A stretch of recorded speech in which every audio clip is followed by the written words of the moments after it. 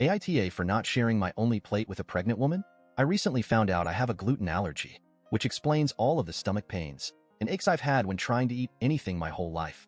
Since finding out about the allergy, I've been making sure to avoid foods that contain even trace amounts of gluten, because even a small amount causes indigestion and in some cases vomiting. I was invited out to breakfast with some of my friends, and I let them know of the allergy so we could pick somewhere that actually had food I could eat. The place we settled on is a really high-end breakfast restaurant that has a whole separate kitchen, or at least section of the kitchen, for preparing their food without gluten, which was a lifesaver since had that not been the case, I would have needed to skip the restaurant entirely. Included in my friends was a couple who recently got pregnant. We can call them Emma and Vaya.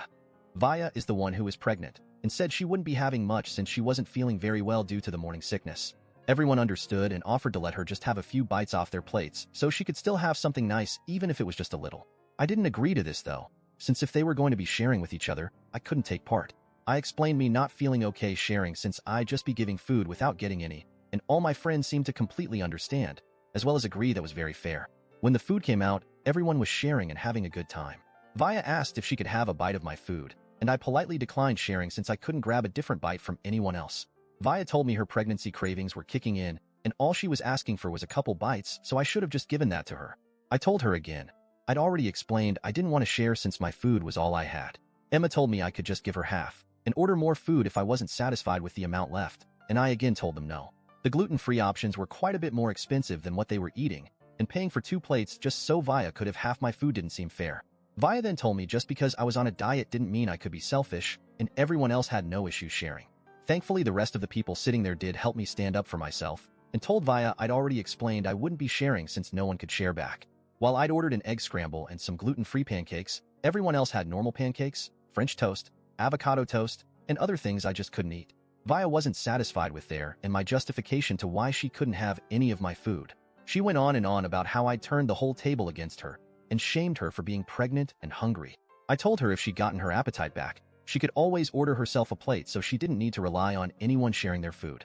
Vaya went off at this and told me about all the things she's needed to pay for in preparation of her and Emma's baby. She told me I was being selfish and heartless because I didn't want to give her half my plate when I can afford to do so.